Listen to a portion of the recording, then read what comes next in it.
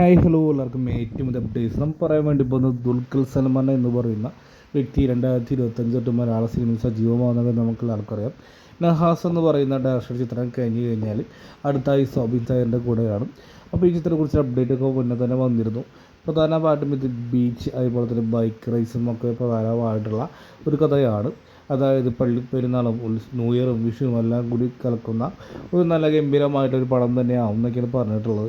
കാരണം പെരുന്നാളിനടി ബീച്ചിലടി എന്നൊക്കെ മുന്നേ തന്നെ പറഞ്ഞിരുന്നു. ഒരു സോപ്പിൻ്റെ ഒരു കളർഫുൾ ഒരു എൻ്റർടൈൻ പടം തന്നെയായിരിക്കും എന്നാണ് അനൗൺസ് കഴിഞ്ഞിട്ടുള്ളത്. ഒരു പക്ഷേ പറവിൽ ദുൽഖറിന് കൊടുത്തുള്ള ചെറിയ സ്പേസിനേക്കാൾ ഗംഭീരമായിട്ടുള്ള ഒരു റോള് തന്നെയായിരിക്കും എന്നൊക്കെ മുന്നേ തന്നെ പറഞ്ഞിരുന്നു. പ്രധാനമായിട്ടും ഇതിൻ്റെ പൊളി വൈബ് ആയിട്ടുള്ള ഒരു സ്റ്റോറി തന്നെയാണെന്നാണ് കേൾക്കപ്പെടുന്നത്. എന്തായാലും വരും ദിവസങ്ങളിലൊക്കെ ആയിട്ട് ഇതിൻ്റെ അപ്ഡേറ്റ് വരുന്നതായിരിക്കും. കൂലി എന്ന് പറഞ്ഞ ചിത്രത്തിൻ്റെ ഷൂട്ടിംഗ് കംപ്ലീറ്റ് ആയ ശേഷമായിരിക്കാം ഇതിലേക്ക് കടക്കുക എന്നും സബിൻ പറഞ്ഞിരുന്നു. എന്താണ് നിങ്ങളുടെ അഭിപ്രായം? ബായ്.